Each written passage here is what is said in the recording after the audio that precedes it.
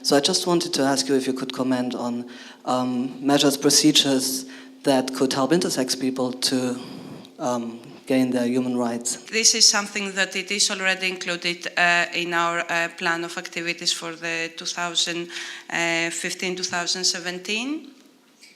And we have started already through our bioethics committee.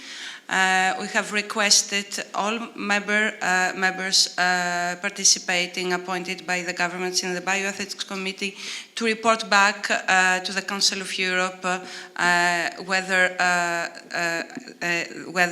what is the situation, the national situation of intersex. So this is something very new. The meeting is going to take place in June, so we have already started with our colleagues in the Bioethics Committee the consultations, and hopefully we will have some results by the end of the year. Just to add, a very important notion that the Council of Europe applies in a transversal way is the best interest of the child. So this work on intersex is transversal work through our unit, the unit I head, but the unit also of the rights of the child and, as I said, the bioethics. Ms. Paradis? I don't think the question was necessarily directed to ILGA-Europe, but I'll take the floor just to give a few suggestions, actually, to people.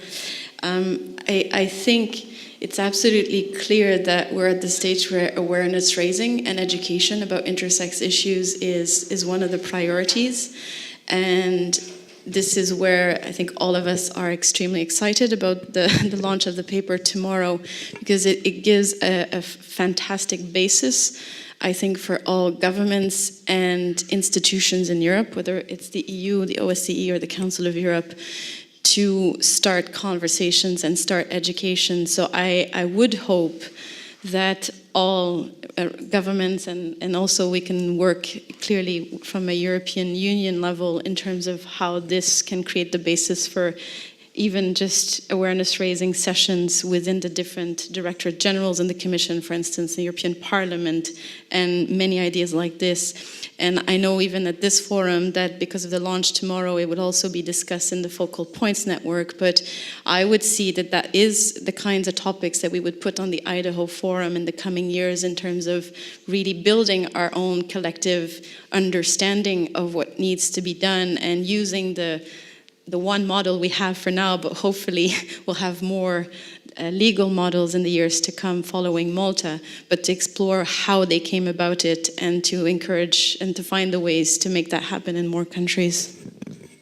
Okay, just very briefly, I would say that from our point of view, we've had very little information, and we've had from NGOs dealing with the issue. I would welcome if we could maybe just speak after the session, and then I can tell you a little bit more about how you can engage with the OSCE and different platforms that exist within the organization. So that's just what I want. Thank you very much. Please.